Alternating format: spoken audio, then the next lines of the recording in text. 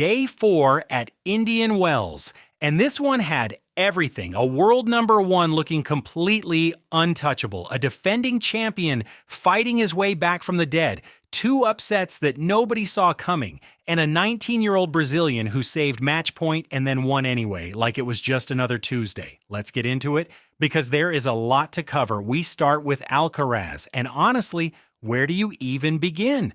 Alcaraz beat Dimitrov 6-2, 6-3, just over an hour, in a match that at one point genuinely looked like it could go the other way because Dimitrov came out sharp, really sharp. He was moving well, hitting through the court, making Alcaraz uncomfortable in the early games. There were moments where you looked at it and thought, okay, this might be the one, this might be the day. It wasn't. Because here's what Alcaraz does that nobody else on the planet does quite the same way. He adjusts. He reads what's happening, he figures out the solution, and then he executes it. Before you even realize, the match has changed. 1 minute, Dimitrov is right in it. Then Alcaraz wins 12 of the last 14 points, and the match is over. Just like that, he's now 13, wins from 13 in 2026, 13. Australian Open, Doha. And now breezing through his opening match at the tournament he's won twice before. There's a version of this story where Alcaraz wins Indian Wells, and we're suddenly having a very different conversation about this season, about him, about everyone else. We'll get to that. But first, Djokovic. Djokovic beat Alcaraz in 3 sets, and it was messy, really messy in the opening stages. Alcaraz came in having already beaten Mpechi Pericard earlier in the tournament and played with absolutely zero fear, broke Djokovic early and took the first set. And the crowd in the stadium was buzzing. You could feel it. Is this happening? Is Djokovic going out in the second round? It wasn't happening because Djokovic is Djokovic. He steadied himself, found his rhythm, and once that happened, Alcaraz had no answer. Djokovic won the second and third sets without really breaking a sweat after that first set hiccup. The old machine grinding back to life. Alcaraz said afterwards that playing Djokovic was like playing against a PlayStation robot. The precision, the consistency, the way he makes zero unforced errors at the big moments. Hard to argue with that description. Now, Rublev. This one stings. Gabriel Diallo beat Andrei Rublev in 3 sets. And look, people forget how good Rublev has been in 2026. He came into Indian Wells having reached 3 semifinals already this year. 3! His level has been back. Diallo is a big, powerful Canadian who hits the ball incredibly hard and doesn't give you any easy points. And on this day, on this court, he was just better.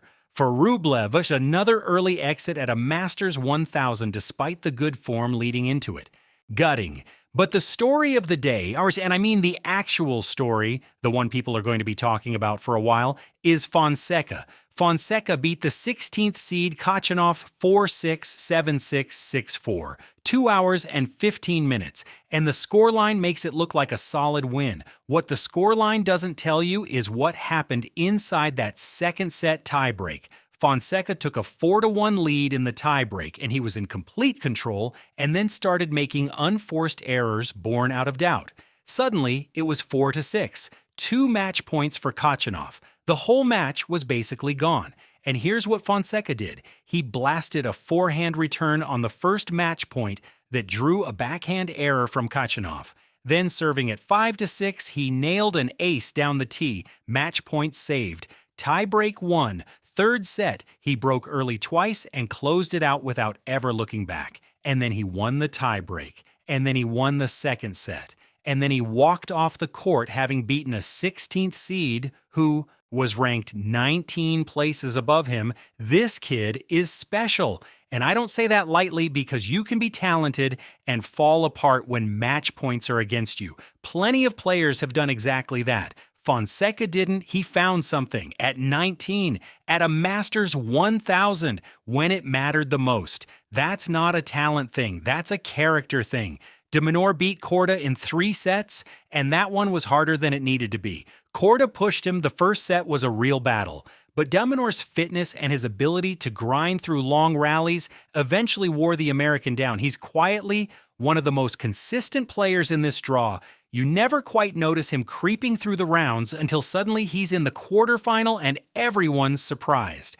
Medvedev beat Tabilo in straight sets, clean, efficient. Medvedev looked sharp, especially considering the travel chaos he dealt with getting out of Dubai earlier in the week. He barely missed a beat. Tabilo didn't get a look in. Medvedev is dangerous here, very dangerous. And then there's Draper, defending champion, 7 months away from the tour with injury. One tournament played in 2026 before Indian Wells, and he walks out against Roberto Bautista Agut, a veteran, a wily Spaniard who knows every trick in the book, and promptly loses the first set 3-6. For a lot of players, that's where the story ends. The rustiness takes over, the confidence dips, the crowd goes quiet, but Draper is not a lot of players. He broke early in the second set, strung together 4 consecutive winners on a return game that just took the match away from Bautista Agut completely. Won the second 6-3, then the third 6-2, 1 hour and 44 minutes total. He's through to round 3. He's healthy, he's defending his title, and the fact that he could come back from losing that first set in his second match back after 7 months out tells you everything about where his head is right now. Now the women's side, and there's a clean sweep of big names advancing today. Swiatek beat Kayla Day in 2 sets, comfortable. Swiatek looked precise and controlled from the opening game, no drama, no first set wobble. Just the kind of clinical performance you expect from a world number 2 at this stage of the draw. Rybakina beat Haley Baptiste in 3 sets. It was closer than it should have been. Baptiste had her moments, and Rybakina had to dig in at the end. But the Kazakh serve is always a problem for opponents, and she found enough of it late to get through. Andreeva beat Solana Sierra 6-0, 6-0. 6-love, 6-love. That's a statement. Andreeva is seeded 8th here, and she came out and played a completely flawless first set, broke Sierra early in the second, and never let her breathe. She's one of the most dangerous players in the draw when she's in that kind of mood. Pegula beat Vekic, Svitolina beat Siegemund, 2 more seeds through, 2 more clean results on the women's side, so that's day 4 done, and the draw is starting to thin out in ways that are actually getting very interesting.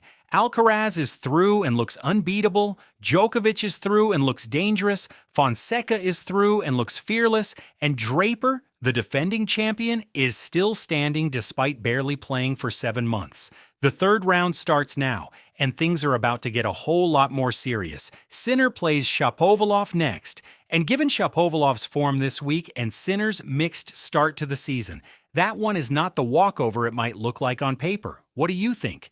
Can Sinner get through Shapovalov and start building the momentum he desperately needs here? Drop it below.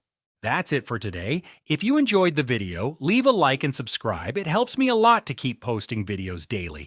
Thank you so much. See you in the next one.